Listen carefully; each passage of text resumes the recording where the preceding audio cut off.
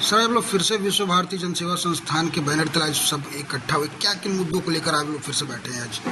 देखिए, आप लोगों को सबको पता है कि देश के 13 करोड़ सहारा के जमाकर्ता तिल तिल के मर रहे हैं अपने पैसे के लिए। इनमें से बहुत सारे लोग माननीय सुप्रीम कोर्ट के दरवाजे तक 100, 200, 500, 100 का किसी तरह से चंदा कर करके माननीय सुप्रीम कोर्ट में अपना पिटीशन दाखिल किए गए हैं, जिसमें एक बड़ा पिटीशन विश्व भारती जन सेवा संस्थान की ओर से लगा हुआ है। उसकी सुनवाई नहीं हो रही है। दूसरी तरफ सहारा इंडिया भारत सरकार के सह पर उससे 60 गांठ कर करके माननीय सुप्रीम कोर्ट को आज 12 साल से गुमराह किए हुए हैं।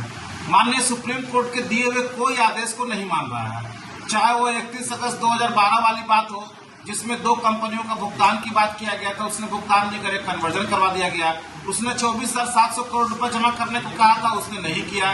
सहारा से भी केस में जो 71 प्रॉपर्टी का लिस्ट वहां जमा है, जिसमें कि माननीय सुप्रीम कोर्ट का ये निर्देश था कि वो जमीन जब भी बिकेगा तो उसका पैसा सहारा से के अकाउंट में जाएगा, उसको ही बेच दिया और वहां पैसा भी जमा नहीं किया।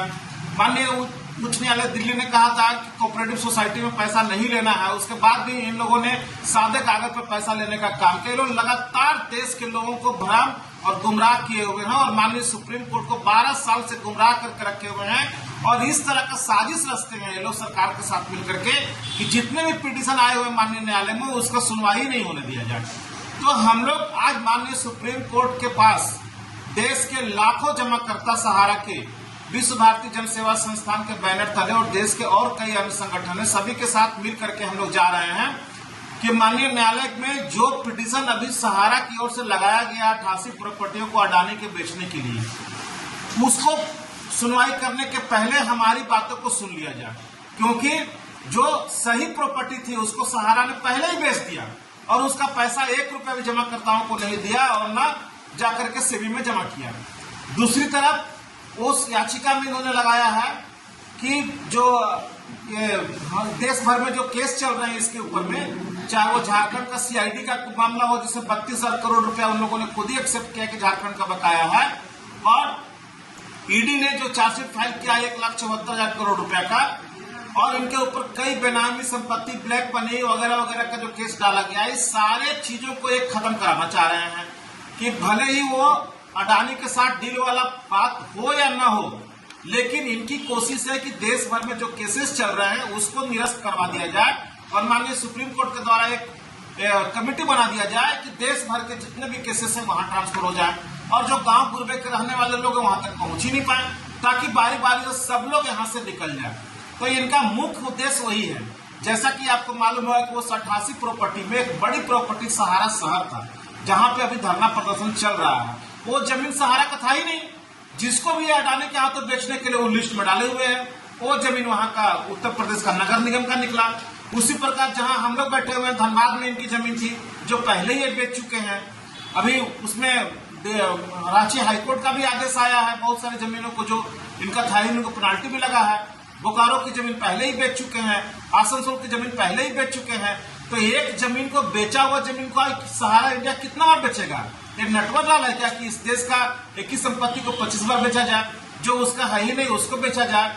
और ये जो आईए लगाया गया है माननीय सुप्रीम कोर्ट में, इस आईए के आड़ में भी गुमराह करने के लिए लोग कोशिश कर रहे हैं। किसी भी तरह से डील हो या ना हो, सहारा के निवेशकों को पैसा मिले या ना मिले, लेकिन जो इनके ऊपर केस है वो कम से कम निरस्त हो जाए, ये हम लोग बर्दाश्त नहीं कर सकते हैं। इसीलिए हम लोग पूरे देश के लोग ने मन बनाया है कि माननीय सुप्रीम कोर्ट के सामने हम लोग खड़े होकर के हम माननीय सुप्रीम कोर्ट का सम्मान करते हैं, अपने जजों को सर आंखों पर बिठाते हैं।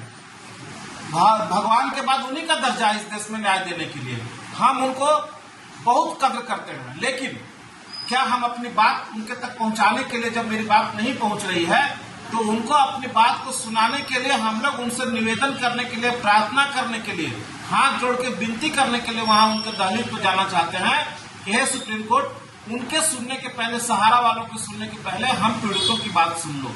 क्योंकि देश के 13 करोड़ हम लोग बहुत तकलीफ में हैं। हम में से कई सारे लोग जमाकर्ता 10,000 से ज्यादा लोग आत्महत्या कर चुके हैं।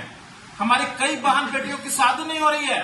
हमारे बुजुर्ग, रिटायर्ड सेना के आदमी, पुलिस के आदमी वगैरह वगैरह का MIS में करोड़ों करोड़ रुपए जमा है। जिनका कि MIS नहीं मिलने से वो तिल करके मर रहे हैं, लोग डिप्रेशन में जा रहे हैं। बिहार, झारखंड, उड़ीसा, कई राज्यों में सहारा के एजेंटों का जमीन जमाकर्ताओं ने छीन लिया, उनको मार दिया, कत्ल कर दिया।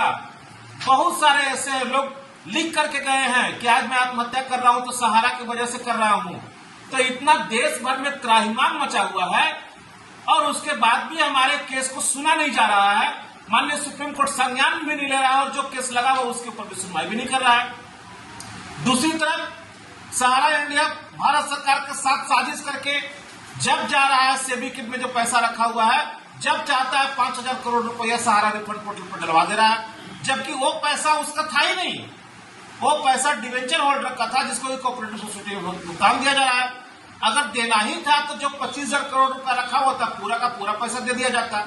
देश भर में जो सहारा की संपत्ति जहां हमारा पैसा लगा हुआ है उन सारी संपत्तियों को बेच करके एक जगह पैसा दे देता और सिंगल विंडो सिस्टम बना देता जिसमें कि सहारा के जितने भी डिपोजिटर हैं वो पोर्टल के माध्यम से एक ही जगह आ जाए, चाहे वो क्यूसोक हो, फाइनेंशियल हो, चाहे जो भी हो, और इतना पैसा वहां डाल दिया जाए कि वो पैसा जो भी लोग आवे उनको विथ ब्याज वहीं से भुगतान हो जाए।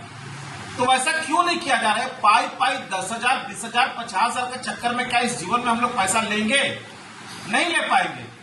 तो इसीलिए माननीय सुप्रीम कोर्ट को जगाने के लिए, अपनी बातों को वहां तक पहुंचाने के लिए ही हम वहां जा रहे हैं। हमारा उद्देश्य बिल्कुल पाक है, क्योंकि आप जानते होंगे कि सहकारिता मंत्री माननीय अमित शाह जी लगातार झूठ बोलते हैं।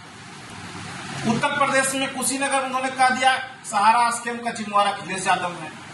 यहाँ आए झारखंड में तो सहारा का भुगतान नहीं होने की जिम्मेवारी माननीय मुख्यमंत्री हेमंत सोरेन पर डाल दिया। क्या इस बार वो बिहार में जाकर के बात कहेंगे कि बिहार के लोगों का भुगतान नहीं हुआ तो उसके जिम्मेवार नीतीश कुमार है? ये तो नहीं कह पाएंगे। और बार बार सहकारिता मंत्री जी झूठ बोल रहे हैं कि पोर्टल पर जो क्लेम आएगा उसको हम 45 दिन में दे देंगे, जबकि इनकी इतनी भी क्षमता नहीं थी कि लगभग 5 करोड़ लोग वहां जो क्लेम किए हैं उनमें से 99% लोगों को त्रुटि बना करके डिफेंस से निकाल कर क्लेम रिजेक्ट कर दिया गया।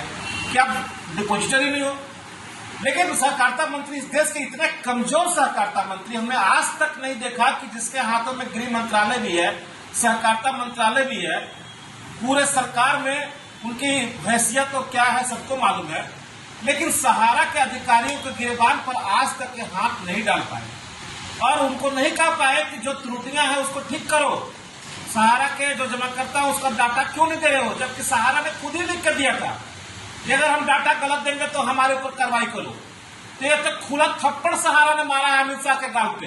अमित शाह क्यों नहीं सहारा के अधिकारियों को कह पा रहे हैं कि तुम डाटा को ठीक करवाओ, जितने जमा करता है उसका भुगतान का रास्ता दो?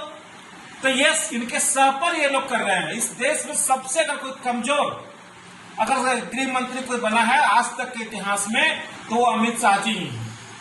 कितना क्या कहें, तो ये पीड़ा बहुत ज्यादा है। भारत सरकार से हमारी उम्मीद टूट चुकी है, सरकार हमारी मदद नहीं करने आ रही है, रक्षक ही हमारा भक्षक बना हुआ है। तो आखिरी उम्मीद हम लोगों को न्यायालय पर ही है और न्यायालय में सर्वोच्च न्यायालय माननीय सुप्रीम कोर्ट फरवरी 2024 से हम लोग पिटीशन लगा करके बैठे हुए हैं। एक हेयरिंग के बाद हमारा हेयरिंग ही नहीं हुआ और कई लोग वहां गए हुए उनका सुना ही नहीं जा रहा है। सरकार जो चाह रही है उसका सुन लिया जा रहा है। तो इस तरह से लोगों में लग रहा है कि हमको न्याय मिलने में बहुत देर हो रहा है। तो हम न्याय मांगने के लिए माननीय सुप्रीम कोर्ट जा रहे हैं। हम किसी को डराने के लिए नहीं जा रहे हैं, किसी को धमकाने के लिए नहीं जा रहे हैं। ये मेरा राइट बनता है कि अगर हमारी नहीं सुनी जा रही तो वहां जाए। क्या माननीय सुप्रीम कोर्ट के जो जजेज 2018 वाली घटना आपको भी याद होगा, जो लोग पीड़ित थे माननीय जजेज सब, उन लोगों को भी निकल करके कोर्ट के बाहर आकर के मीडिया के सामने कहना पड़ा था कि हम पीड़ित हैं। जब जजों को अधिकार मिल सकता है कि वो अपनी बात रखने के लिए बाहर आ सकते हैं, तो क्या देश के नागरिकों को इतना अधिकार नहीं है कि वो अपनी पीड़ा को सुनाने के लिए माननीय सुप्रीम कोर्ट के दहलीज तक जाए? हम जाएंगे, हर कीमत पे जाएंगे और हम न्याय की मांग करेंगे इस देश के 13 करोड़ जमाकर्ताओं के लिए, इस देश के उन 10,000 शहीदों के लिए जो सहारा से भुगतान मांगते मांगते दम तोड़ दिए चले गए, उनके लिए भी जाएंगे। हर उस व्यक्ति के लिए खड़े होंगे जिनका सुनने वाला कोई नहीं है।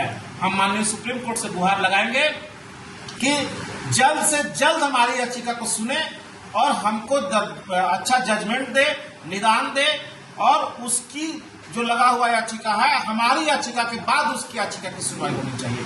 हम यही मांग करने के लिए माननीय सुप्रीम कोर्ट के सामने जा रहे हैं। जी।